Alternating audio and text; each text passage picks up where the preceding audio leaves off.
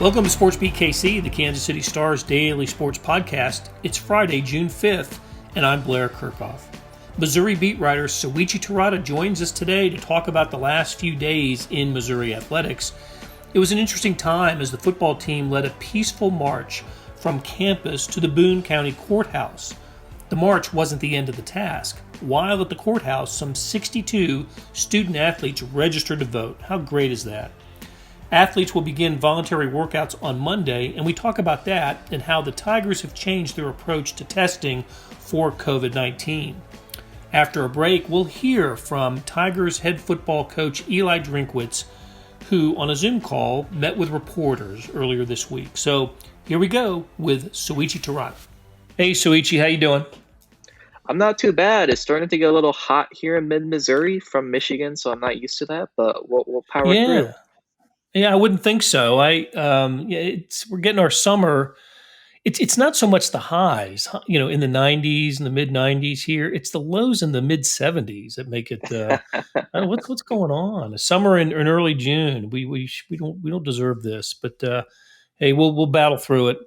Hey, interesting times at Mizzou here the last few days, and obviously for not anything that's happened on a field or a court, because nothing's happened on a field or a court, but interesting times at Mizzou anyway. Why don't you take us through let's start with the march that Mizzou athletes, coaches, and even some athletic and administrators embarked on the other day, and where it started, where it finished, and what was accomplished by the march.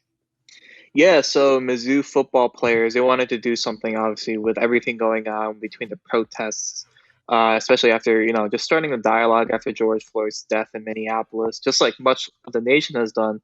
So it really started last week based on what Drinkwitz and some of the players were saying. They were talking about they wanted to do something. So it was really a dialogue between some of the assistant coaches, namely Curtis Looper, running backs coach, defensive coordinator Ryan Walters, and Coach Cheese, as they call him, Charlie Harbison, one of the secondary coaches.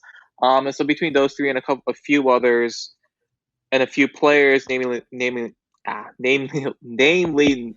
Bolton, Martez Manuel, they came up with this idea of a march, and then it really did kind of take a life of its own, I think, within the last few days. And then it was kind of funny just because some players were like, yeah, we heard about it an hour before, and then we knew we had to be there. And in this pandemic world, COVID-19 world, I'm sure they weren't doing exactly too much, as many listeners I'm sure know. So yeah, and so they gathered at 2 p.m. Wednesday at the famous columns at Mizzou, and then they made their way down to Boone County Courthouse. And the thing that really struck me was just how much support this had between not just the football players, because it seemed like pretty much every football player around on campus showed up, but it was also the assistant coaches. Eli Drinkwitz was obviously there, but Cuonzo Martin was there, Robin Pingeton was there, Jim Sterk was there, Mun Choi was there, Columbia PD was there, University Police were there. So this had a lot of support just from not just the police officers, but administration, other coaches, and everything. And so that unified front, I think, really was such a positive step, especially considering Mizzou's history, especially with 5 years from now, right. We're already 5 years away from 2015 and everything. So there's some context there. And then so they made the walk. Once they got to the courthouse, they locked arms, and there's this very powerful photo in one of my articles that published this morning, or I guess yesterday. They locked arms. They knelt for 8 minutes 46 seconds in honor of George Floyd, which I think is a great touch, and it kind of shows how long of a time that is. And some of the players spoke about that. Once they did that, 62 players went out and registered to vote. I think we're going to see a little bit more from that. I think once the national media kind of heard about this, they were like, whoa, voting, that's something like very substantial. That's something very real that people can do.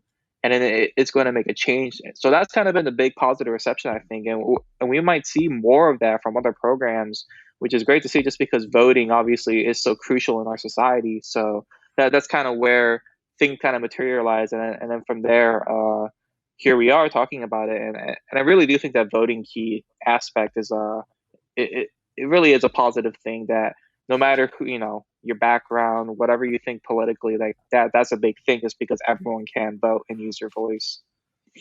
Well, that's exactly right. That was my big takeaway from the march. It wasn't just a march or a photo op. It ended in something substantial, registering to vote. And I think the number was 62 student athletes who registered to vote, which is fantastic, absolutely fantastic. And you're absolutely right. When I saw that it was sort of it became a little bit of a national story, or at least picked up by a couple of national websites, and the reaction has been nothing but positive as it should be.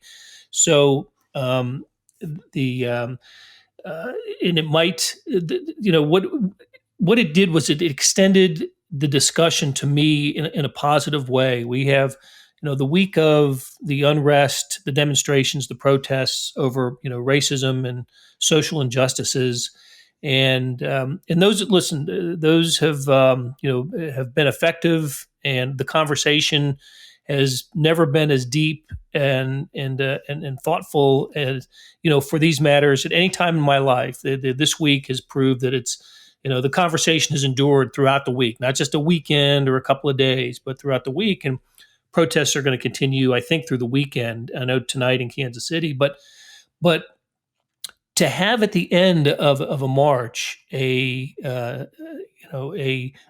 symbol of taking the knee for 8 minutes and 46 seconds, and then to register student athletes to vote, to me was just I salute Missouri for this, and it is going to make a difference. And I have heard other schools talking about, what are they going to, what are they going to do on November 3rd? Are they going to practice, or are you going to encourage your athletes to vote? And I think that's a conversation that needs to be had on campuses throughout the country. Famously, Nick Saban, I think it was the 2016 election day, it fell on, an Alabama news conference day, said he didn't even know it was election day.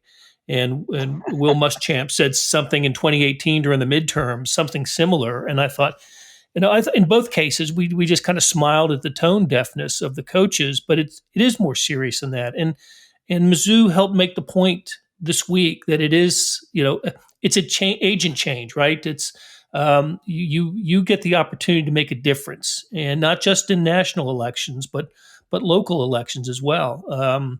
So anyway, I that's my soapbox. I just thought it was a powerful move. And my Eli Drinkwitz hasn't coached a game at Missouri, but if this was his idea, no matter whose idea it was a terrific one. Yeah, and so quick thing, it was the walk itself was Martez Manuel's idea, and it seemed like one of the coaches. I've been told Ryan Walters had a pretty big hand in the whole voting aspect, and I think the big thing here is just pointing at actually doing something. I mean, a lot of folks, a lot of brands, companies, coaches, whoever it is in the society are really talking about change, and that's a good thing. Having that conversation is a good thing, but I think action here really showed who the Mizzou football program and who they are and just what they wanted to do. Just because everyone has had a statement. If you have any type of public platform, but actually doing something and voting, especially, I really think they kind of showed who they are as people. And for Mizzou fans, that's a positive, because it's a great thing to be able to use your platform and everything like that. Yeah, and look, and so that's part one. Part two is when election day rolls around, which will be complicated because of the pandemic. But what are you going to do to encourage your players? It's one thing to register to vote. Now go out and do it. And I hope that was impressed upon the athletes. And but anyway, great first step by Mizzou here. Hey, so let's talk about the other pieces of news this week. Among we have a date for Missouri's return, and I think it's an SEC-wide date, is it not? June the 8th. That's the day that SEC schools can allow athletes back, football players back on campus for voluntary workouts. Take us through the timing and the process of how this is going to work, and of course the testing, because even that changed. I guess the testing conversation changed this past week. Yeah, so June 8th is that target date for the SEC. And Blair, as we know, the NCAA approved a different day, which is June 1st, which was last Monday. But the SEC took it, maybe a step further, I guess, and they were like, okay, let's wait till June 8th. That's when we're going to have, initially, it was going to be football, men's basketball, and women's basketball athletes only. And then they open it up to every sport. So Mizzou's plan, though, is that those three sports I mentioned, football and the two basketball teams, they will start on June 8th. And a big distinction I think people should understand is that these are only voluntary workouts, meaning only strength and conditioning coaches are allowed to supervise them. So this isn't actually coaching per se. It isn't Eli Drinkwitz, coming out here and showing them, let's talk scheme and everything. They still have 8 hours of remote training to do, but it's mostly just for the players' benefit in terms of just getting in shape and everything. So, but yes, the original plan, Mizzou, Jim Sterk had mentioned a day before this all actually came together, was that Mizzou was actually only going to test athletes who were showing symptoms or were traveling from hotspot areas. And a lot of experts around college football, a lot of health experts as well, they were like, okay, that's probably not going to work, just because based on what we know about, COVID-19, you might not be showing symptoms, but you might still be spreading it. And if you're in workout groups, you're sweating it up, especially if you're indoors, that's looking dangerous. So Mizzou reversed course. They say they're going to test every athlete. That actually started Thursday and is continuing into Friday. So we should hear if there are any positives over the weekend, likely. And then, we go from there. And then, based on what we heard yesterday from Eli Drinkwitz, it's mostly going to be around groups of 20-ish doing workouts and everything. And then they'll be socially distanced. They'll be, they'll make sure they don't have any temperatures coming in, any symptoms. So, but I think based on what it sounds like, based on what Drinkwitz said, based on what I'm hearing, this is phase one, first and foremost. And I think this is kind of, I don't want to say guinea pigs just because it is a pandemic, but they really are seeing how this is going to happen, because we're already seeing other schools saying they have athletes test positive. Alabama had 5 come out, Alabama had 5, Arkansas State, I believe, had 7. Like, what are we going to do once we have positive cases? Because if one positive case shuts us down, then this wasn't safe to begin with. So I really do think if this goes smoothly and there aren't any huge problems with it, I think that'll be really good first step in terms of just practices, football starting on time this fall, and all these things. So I think there's a lot of stake here for college football in general and for really sports, just because we're seeing what could happen if we do get these kids together who are traveling from all these different places. Right. Look, this is the first step in this type of of activity, of kind of group working. Look, the MLS has had some workouts here, and NBA players have been back and working out, but baseball hasn't, and the NFL hasn't, and now the NFL is saying that the players won't be around until training camp begins. So really, college football and college sports with players returning to campus for voluntary workouts is really one of the first opportunities for athletes together in a group setting. And we're seeing something there, like you said, we're seeing some early news come out of that. Oklahoma State had 3 players, including one that contracted it, test positive, including one that got it from a protest march in Tulsa. So. And it just occurred to me, did Alabama get a jump on the voluntary practice thing? If they're already testing positive and they're not supposed to be together until June the 8th, I'm gonna figure out how that worked. Yeah, for Alabama, some tested positive. I believe the timeline was Wednesday. They had about 50 players practice together, and I put that in quotation marks because they did that on their own. So it wasn't like sanctioned by coaches or anything.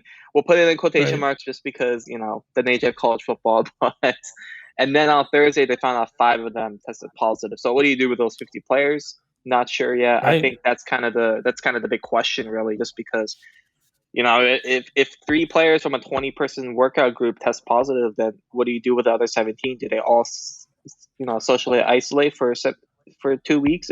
What kind of happens there? So I think we'll see more details coming up soon. Absolutely, and I think the rest of June, as other conferences, I know the SEC is June 8th, and I think the Pac-12, the Big 12 are June 15th, and even a school like Oklahoma has decided to wait until July 1st to report. So we'll.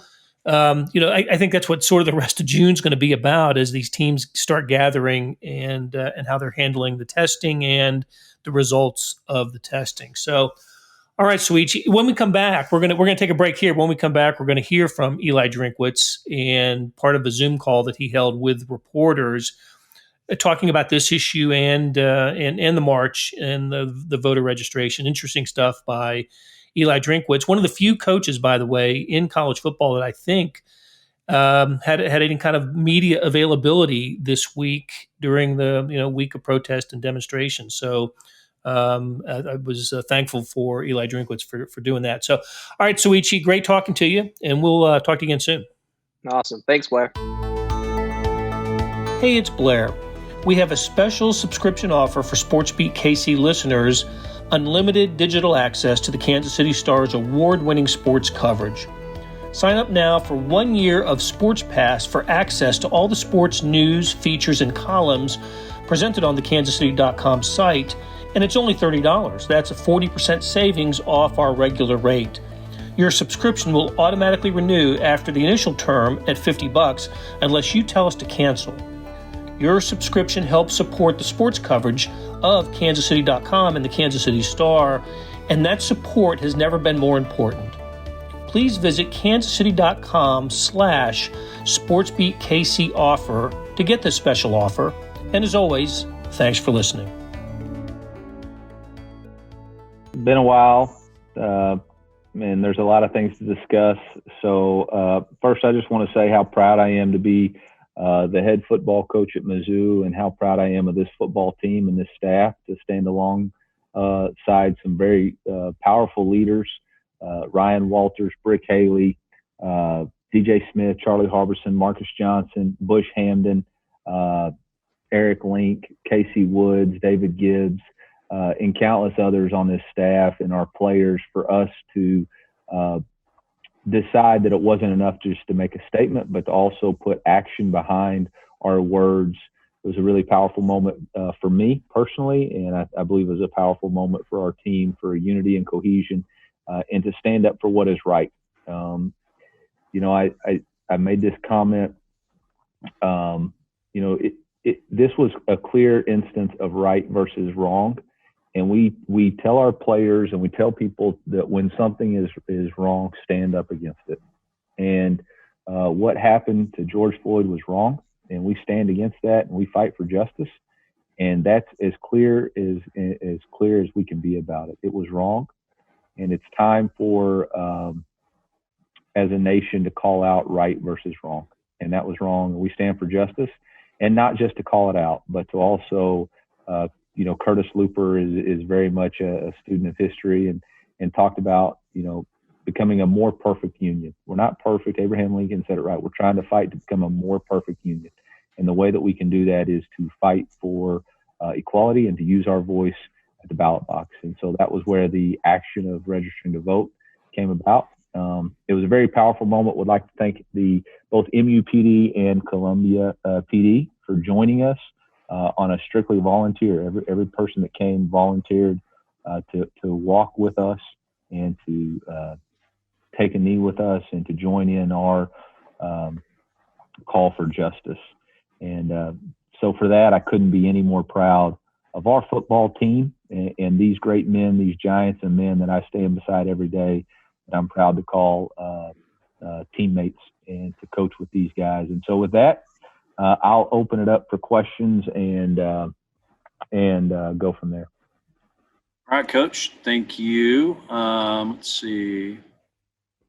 Andrew Kaufman, I got you first. You should be unmuted. Go ahead. How's it going, Coach?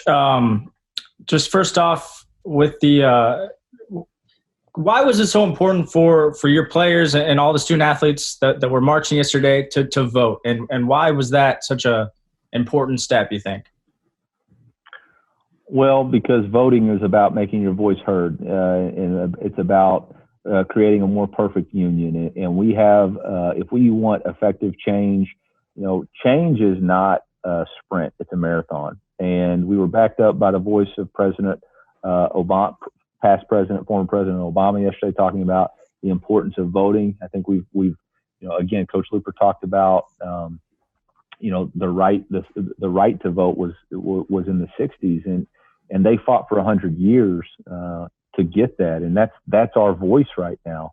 And it wasn't about tearing stuff down or trying to create any type of violence or anything like that, but it was about how do we create positive change through utilizing our voice. And we don't talk about who you want to vote for. That's strictly your choice. But the opportunity to vote, instead of complaining, do something. And that's a way to do it with this voting. And Andrew, last time I made some comments on here, you cut me up and you created some funny deals. So just be careful, because I'm going to start cutting you up too. Okay. I'm going to start. I'm all for it. Yeah. Okay. We'll see.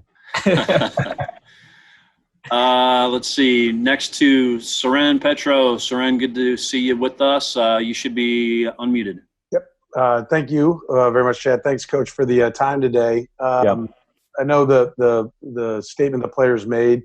I'm curious. We obviously had a big story break last night and continues today with Drew Brees talking about his comments if anybody kneels and what the flag meant to him, and that's created a major uproar. He's since apologized. The kneeling was a big issue 3, 4, 5 years ago, and colleges didn't really go down that road, but this seems to have much more momentum this year. The subject of players kneeling, has it been discussed with the team? Do you have a policy? Does the university have a policy as to how that will be handled if players do choose to kneel for the anthem this year? We're very much focused on right now and what we're trying to do, which is stand for the justice of George Floyd and to create a sustainable action that promotes change. And that's my policy. And I think part of the problem and part of the issue right now is that we're losing focus on what we're trying to accomplish, and we're chasing a lot of different rabbits. And I've been told a long time ago, if you chase 2 rabbits, you'll catch none. And so I'm not even in that. I'm focused on what we can do right now for the justice of George Floyd, how my players can be heard, and how do we put an end to inequality right here for my players here and in the future. So that's really where I'm at with that whole thing, and haven't had any discussions further. Okay, next to Colin. Colin, I got you unmuted. Hey, Coach. Before I ask my real question, I wanted to ask real quick, do you have a preference in spelling your first name on first reference, Eliah, or just Eli? Does it matter to you? If I'm in trouble, it's probably Eliah. That's usually what my mom says. Eli is really if we're kind of friendly. But I have no preference. I respond to either one of them. My dad calls me Eli all the time because he didn't, because he came up with it. So. Okay. I just wanted to ask. I don't know if you've been filled in on this, but Missouri football players participated in a student protest here on campus in 2015 with the Concerned Student 1950. And I was just curious, has the legacy of that carried over at all with this team? And if you've been caught up, who kind of helped you catch up with what happened in 2015? No, I think that's for us, the whole branding of Mizzou. I was not here in 2015. And I don't believe anybody on our current team was here in 2015. This is about our moment in time right now and what we can do to create a conversation for social justice and equality. And we have not discussed that. And, I think, this is not a political statement. This is an equal rights statement. It's a human rights statement. What happened to George Floyd was wrong, and we call it out for what it was, which is wrong. And so, we haven't we're not trying to tie anything together. This is about this moment in time and what's going on. Y'all can't see my screen right here, but there's a Web3 right next to me. It's got like all kinds of different video going on, and it is really distracting. But no, Colin, to answer your question, no, I not tied into 2015. This doesn't have anything to, that we're talking about George Floyd and how we can create sustainable action for change moving forward. All right, Mitchell, 40, you're next. Go ahead. Hey, Eli, kind of going back before the march, when did players first kind of start expressing, an interest to you and to the staff in speaking up and trying to do something? And what was just the communication process like between you and your staff and the players? Yeah, I want to be very, after some other things, I want to be very accurate about what my timeline's here. So Friday at 11:30, we had our first. Our staff individually had discussed it with their players on Thursday because you had started seeing the tensions of last week. And then at Friday at 11:30, we had an impromptu team meeting and Zoom phone call, and had a conversation where I addressed them and coaches addressed what was going on. And then we followed up with position coaches. I believe the first time I was approached about doing something was maybe Saturday. One of my players, either Saturday or Sunday, had sent me something about participating in an event, and there was just some different issues and concerns with which how do we go about this, trying to be as safe as we can, and so that was when the conversation really started. And then our players were not asking for permission; they were seeking for support for right versus wrong. And so that's as we continued the discussion on yesterday, we had a 1:00 team meeting, and we just said, they had already said that this is something that they wanted to do and attainable action. And so we said, okay, we'll meet you at the columns at 2:00. Let's go. All right. Next question, Harold. I think I've got you unmuted if you want to go ahead. Hope you're doing well, Coach. My question Great. to you is over on this side of the state in KC, obviously Patrick Mahomes sent out a statement about having a locker room and how he had brothers in his locker room coming together. I'm wondering for you as a coach, obviously you having a different background than many of the players you do coach, how have you gone across trying to bring both of them together? And did this kind of unify them to come together as one voice together, obviously with the murders of George Floyd, Breonna Taylor, and Ahmaud Arbery? And then going forward, what do you expect out of your players to kind of keep the momentum going of what you had with the walk yesterday going forward? Yeah, I know you got a season to coach, but I know a lot of players, this is a very important issue to them. How do you want to keep it going forward? I want to be clear. It's an important issue for all of us. It's not a us versus them. It's all of us versus racism. And so this is not a situation where it's a them thing. It's an us thing. And so I want to be very clear on that. It is an us thing, and by us participating in the walk, we're all behind the fact that we are committed to equality. So, yeah, you're always trying to, we have a list of 4 core values and a stated goal, right? So behind me, it says our goal is to win the SEC East in a bowl game with class, integrity, and academic excellence. Class is the way we go about a day-to-day basis, but integrity for us is that our words and our actions align. And so you're always trying to find something where you can actually use an illustration of something that's going on in the real world and apply it. And yesterday was about that. It was about taking our words and our statement and applying actions, and that is integrity for us. That's integrity. And that's what occurred. And then the second thing is, we have core values, 4 core values that we live by. And one of them is about building trust and respect within the teammates in the locker room. And the only way you build trust and respect is through investment over time. And COVID has robbed us of time. But I believe that this action and occurrence that happened is going to allow us to come together and form a bond. Because, again, this is not a us-them. This is right, wrong. And our guys chose to stand up for right. And, I think that hopefully that answers your question, Harold. Yeah, and going forward, anything you Yes, yeah. So we actually do. We've created an action plan about how do we sustain change and how do we become people of change? Because, again, it's not enough to just say right now. It's like I said earlier, equality is a marathon, not a sprint. And so we do have things, and I don't want to get into all the discussion of what we've got working because I haven't unveiled the entire plan to our team. But it started with the voting box and registering to vote, and that's one start. But there's going to be more that involves service back to our community. There's going to be more about creating opportunities and internships with their degree. And then I think the very mission of college athletics, the very mission of college football, is that we give young men an opportunity to get a degree because we believe education changes lives.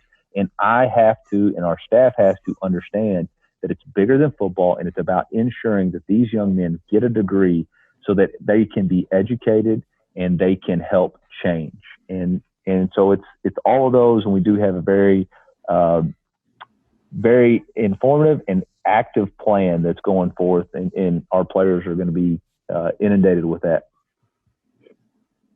Okay, Eric Blom, I got you unmuted. Go ahead. Hey, Coach, hope you're doing well. I'm curious, just beyond it being the right thing, as you said earlier, how it felt for you to be a part of the march and any feedback you got from players afterwards, if they were registered to vote and hadn't been registered to vote, of gratefulness, or just how was the bonding experience of the actual act of marching itself? I want to be very careful. You know, the interaction with me and my players is between us, and it's not for anybody else. It's for us. And it was a powerful moment for me that changed me. And it was for me. It was for me to grow and learn. And so, you know, the interactions that I've had with my players about what's going on, that's for me to grow and learn. And it's not for public consumption, just to be blunt about it. I felt,